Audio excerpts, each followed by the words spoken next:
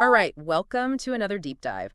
This time we're taking a closer look at Kamala Harris. We've got some excerpts from a biography about her, and we're going to use her Wikipedia page as well. But we're not just going for like the main points. We're going to try and get a much deeper understanding of her journey and everything. Like one thing that I found really interesting was that she lived in Montreal for a while when she was younger. Not just visited, but like actually lived there, went to high school, speaks French, the whole deal.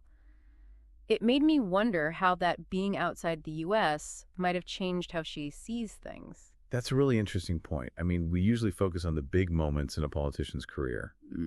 But their early life, what they were exposed to, it can really shape how they see the world. So let's dig into that early life part then. Her parents were both academics. Her dad was a Jamaican economist and her mom an Indian biologist. And get this, they met at UC Berkeley. Wow. Berkeley in the 60s and 70s. That was like the center of social activism and progressive thought.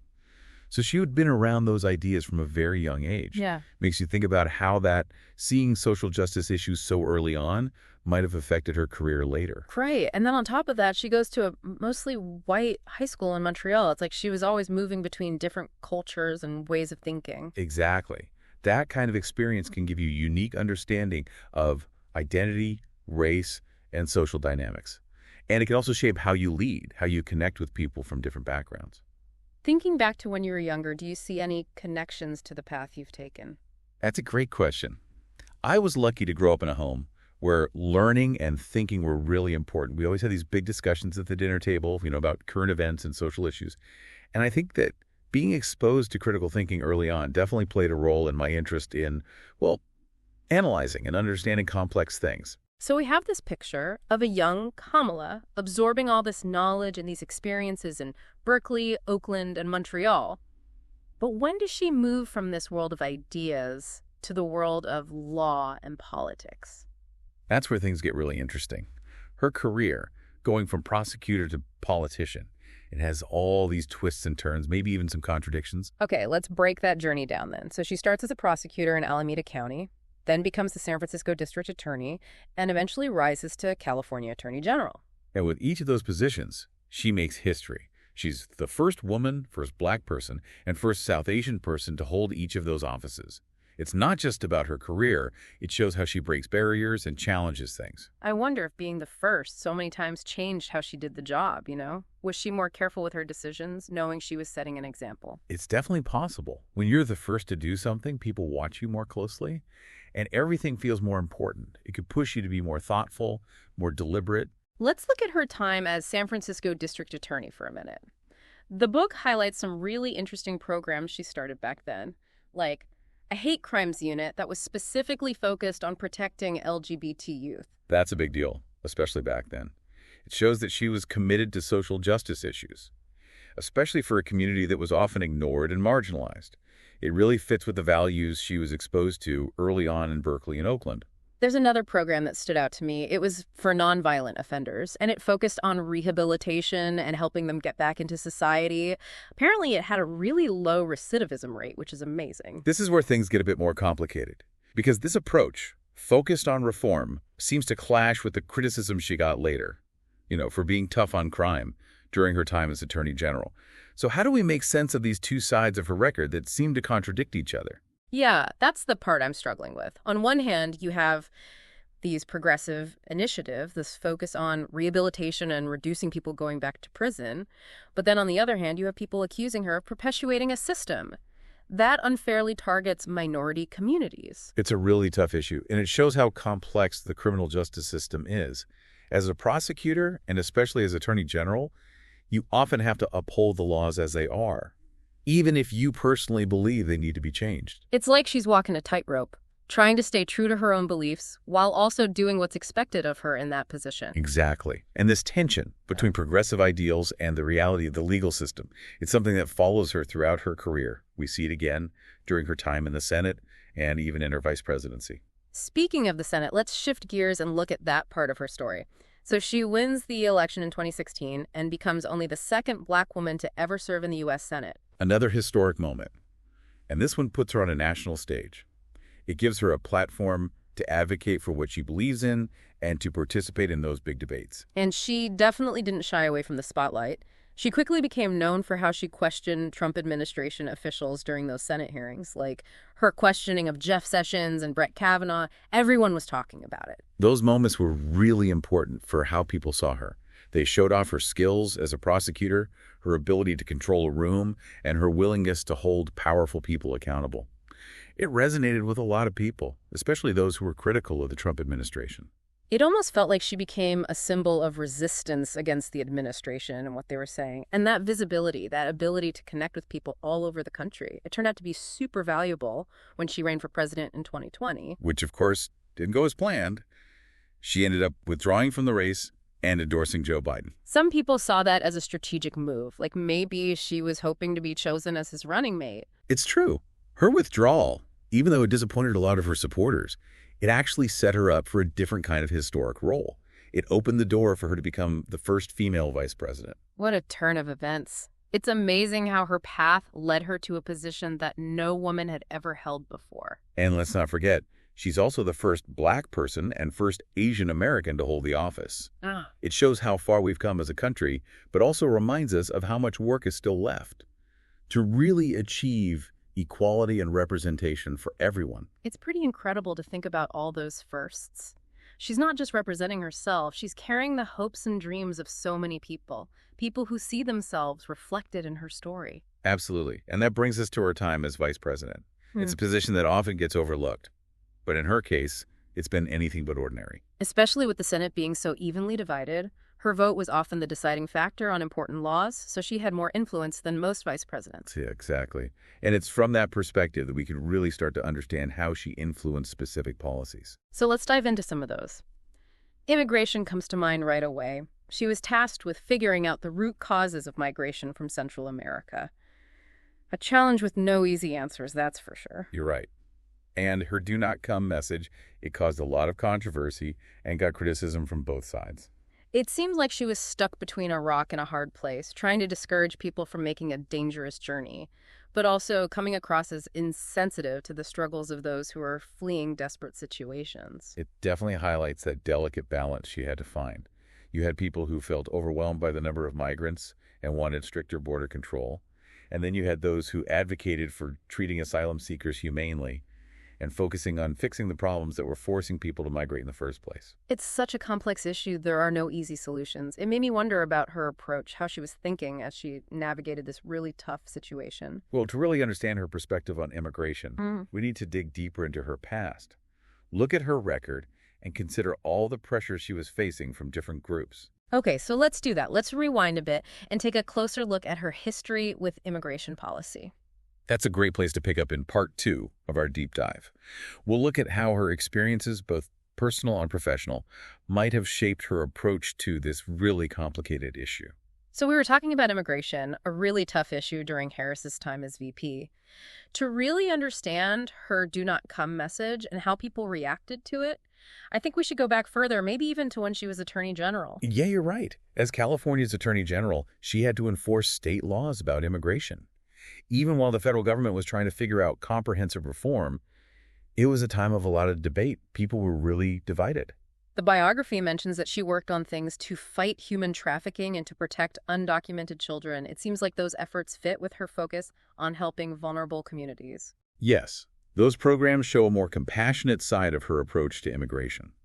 But she was also under pressure to enforce the laws that were already in place. And some of those laws were seen as unfair by groups that advocate for immigrant rights. It's interesting how those different pressures might have shaped how she saw things. As vice president, she was given the job of addressing the root causes of migration from Central America. Do you think her experience in California influenced how she approached that? It's definitely possible. Being Attorney General showed her how complicated immigration enforcement is, the real stories behind the numbers, and the limits of working within a system that has flaws. It makes you wonder if the do not come message came from those experiences, like she realized how dangerous it was for people to try to make that journey north. Maybe. But we also have to remember the political situation at the time. There was a lot of pressure on the Biden administration to do something about the increase in migration at the border.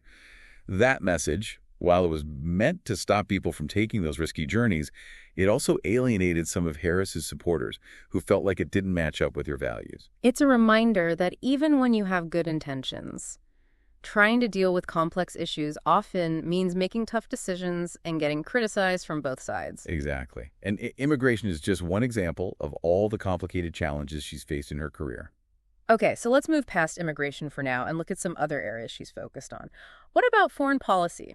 I remember reading about her trying to smooth things over with France after that whole submarine deal fell apart. Ah, yeah, the All-You-Seas Pact and all the diplomatic drama that followed.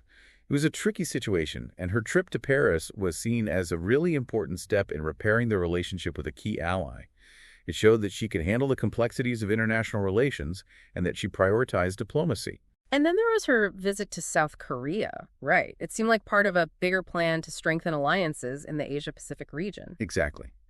With China becoming more and more influential globally, the Biden administration wanted to make sure their relationships with key partners like South Korea were solid. Harris's visit was a symbol of that commitment and showed her role in achieving those foreign policy goals. It's interesting how her focus shifted from domestic issues like immigration to a more global perspective. Do you think that was a natural progression, or was it more of a strategic move?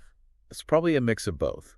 As vice president, it's natural that she'd become more involved in foreign policy, but it was also a strategic way to show off her diplomatic skills and gain more experience on the world stage, especially with the possibility of running for president in the future. Which leads us to the unexpected turn of events before the 2024 election. No one could have predicted that Biden would drop out and endorse her so close to the election. It was definitely unprecedented. It really showed how much he trusted her abilities. And the public's response was pretty incredible. She raised a record-breaking $81 million in the first 24 hours of her campaign. That says a lot about the excitement and support for her candidacy. It does feel like she's captured the attention and hope of a lot of people, especially those who see her as representing progress and change. Yes, but it's important to acknowledge the challenges she faces too. She's running against an incumbent who already has a lot of support, and she'll need to navigate a political landscape that's very divided. It makes you think about all the expectations she's carrying. She's not only trying to be the first female president, but she's also carrying the hopes of those who believe in her and what she stands for. Absolutely. To really understand what a Harris presidency might look like, we need to dig into her specific policy positions, examine her track record, and consider the things that might influence her decisions. So let's get into those details, starting with her stances on the most important issues facing the country. All right, so we've covered a ton of ground: her early life, her career, becoming VP, and now running for president.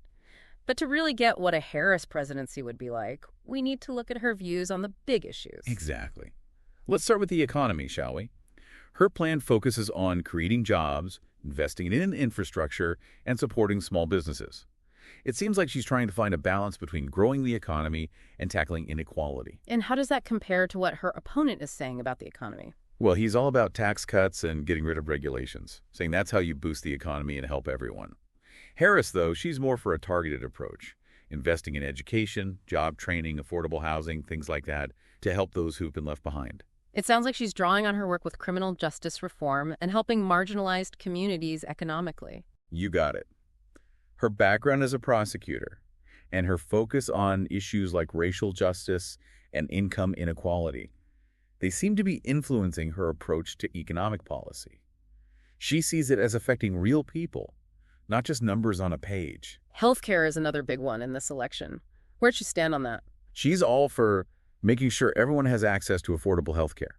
She wants to strengthen the Affordable Care Act, and she's even talked about a public option, which would let people buy into a government-run health insurance plan. That sounds like it's in line with the more progressive side of the Democratic Party. What about her opponent? How does he see healthcare? He's been pretty critical of the Affordable Care Act, wants to get rid of it and replace it with something else. He's more for a market-based system with less government involvement. So two very different views there. Seems like healthcare is going to be a big battle in this election. What about climate change? That's been getting more attention lately. Definitely. Harris has made climate change a key part of her campaign. She's talked about moving to a clean energy economy, putting money into renewable energy, and holding corporations responsible for their impact on the environment. And her opponent, what's his take on climate change? Well, he's questioned the science behind it, and he's rolled back a lot of environmental rules during his time in office. So another issue where they have completely opposite views. It's fascinating to see how their backgrounds and experiences shape their policies and how they think about governing. It goes to show that elections aren't just about personalities or slogans. They're about real policies that affect people's lives. Absolutely. As we wrap up this deep dive into Kamala Harris, I'm amazed by how much there is to learn. It's been more than just a look at her biography. It's been a journey into her life, her values, and what she wants for the future. Couldn't agree more. We've seen the complexities of her record, the challenges, the barriers she's broken, her story still unfolding, and the outcome of this election will definitely shape her legacy and the direction our country takes. So for our listeners, the big takeaway here is don't judge based on just sound bites or headlines. Take the time to think, to consider all sides of her story, and to really think about what a presidency under her would mean. You got it. These deep dives, they're here to spark your curiosity, to get you thinking critically, and to help you become more informed and engaged citizens. Because in the end, it's up to all of us to decide what kind of future we want. So keep exploring, keep asking questions, and keep diving deep at Chai About